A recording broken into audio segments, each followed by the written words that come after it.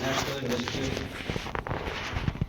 Corridor development corporation limited new Delhi और इस सभागार में उपस्थित विश्वविद्यालय के डीन्स, हेड्स, डायरेक्टर्स, प्रोफेसर्स और डियर स्टूडेंट्स। आज का जो विषय है वो अमृत काल को लेकर के। अमृत का अगर हम शाब्दिक अर्थ देखें तो अमृत का शाब्दिक अर्थ है अमरता, यानी कि जिसकी मृत्यु ना हो। अगर हम संधि विच्छेद की भाषा में कहें तो अ जमा अमृत, अ जमा मृत यानी अमृत, जिसकी मृत्यु ना हो। माननीय प्रधानमंत्री श्रीमान नरेंद्र मोदी जी ने एक शब्द हमारे सामने रखा, अमृत काल। और उस अमृत काल का भावार्थ क्या है? उस अमृत काल का भावार्थ ये है कि भारत 15 अगस्त 2047 को स्वतंत्रता के 100 वर्ष पूरे करने जा रहा है।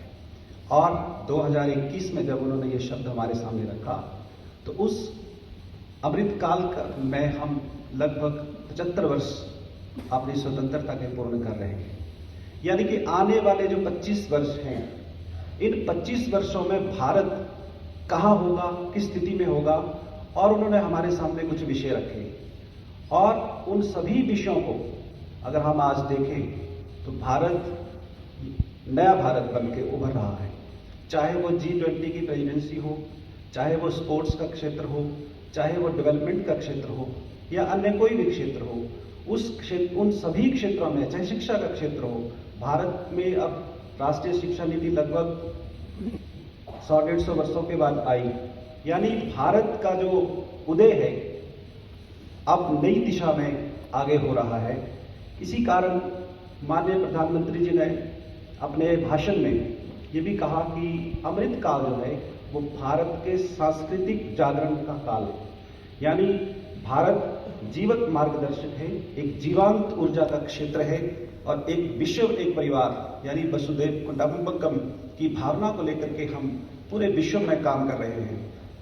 सर्वे भवन्तु सुखिनः, सर्वे सन्तु निरामय, सभी प्राणियों का कल्याण हो, सभी प्राणी जो है वो निरोग रहे, निरामय रहे। ऐसी भावना भारत के आध्यात्मिक काल से लेकर के आज तक हम करते आए हैं।